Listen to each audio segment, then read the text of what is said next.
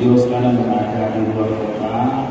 Pemerintahan baik di vertikal provinsi kabupaten kota maupun instansi swasta, kemudian warga dan majelis pendiri ingin mengucapkan selamat tahun baru Imlek 2022.